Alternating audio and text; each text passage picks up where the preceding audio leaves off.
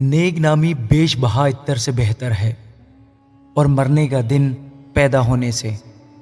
ماتم کے گھر میں جانا ضیافت کے گھر میں داخل ہونے سے بہتر ہے، کیونکہ سب لوگوں کا انجام یہی ہے، اور جو زندہ ہے اپنے دل میں اس پر سوچے گا۔ غمگینی ہنسی سے بہتر ہے، کیونکہ چہرے کی اداسی سے دل سدھر جاتا ہے۔ دانا کا دل ماتم کے گھر میں ہے، لیکن احمق کا جی عشرت خانہ سے لگا ہے۔ انسان کے لیے دانشور کی سرزنش سننا احمقوں کا راگ سننے سے بہتر ہے۔ جیسا ہانڈی کے نیچے کانٹوں کا چٹکنا، ویسا ہی احمق کا ہنسنا ہے۔ یہ بھی بتلان ہے۔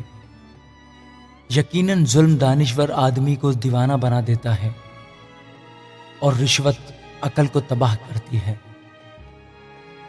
کسی بات کا انجام اس کے آغاز سے بہتر ہے، اور بردبار متکبر مزاج سے اچھا ہے۔ تو اپنے جی میں خفا ہونے میں جلدی نہ کر، کیونکہ خفگی احمقوں کے سینوں میں رہتی ہے۔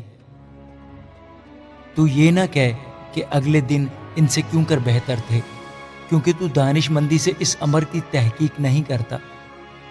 حکمت خوبی میں میراث کے برابر ہے، اور ان کے لیے جو سورج کو دیکھتے ہیں زیادہ سود مند ہے، کیونکہ حکمت ویسی ہی پناہ گاہ ہے جیسے روپیہ۔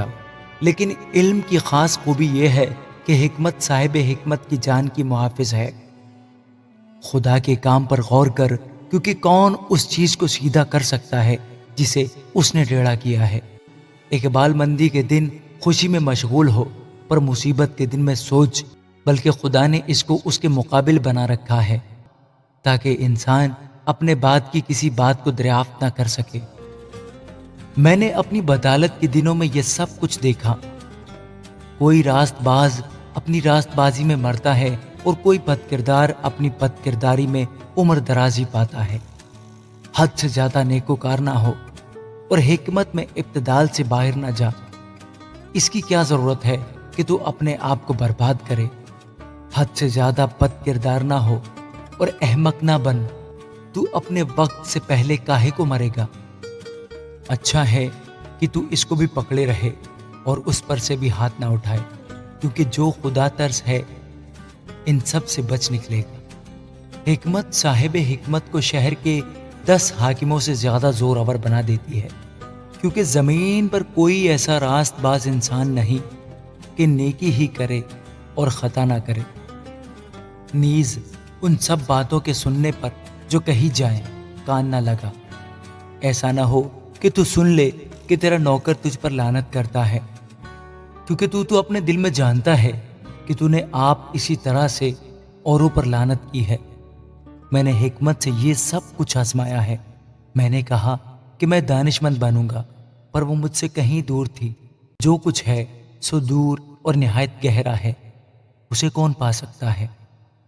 میں نے اپنے دل کو متوجہ کیا کہ جانوں اور تفتیش کروں، اور حکمت اور خرد کو دریافت کروں، اور سمجھوں کہ بدی حماقت ہے اور حماقت دیوانگی۔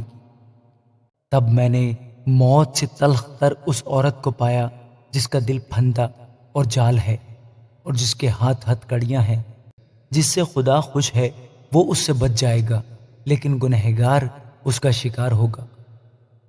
دیکھ، فحش کہتا ہے، میں نے ایک دوسرے سے مقابلہ کر کے یہ دریافت کیا ہے، جس کی میرے دل کو اب تک تلاش ہے، پر وہ ملا نہیں۔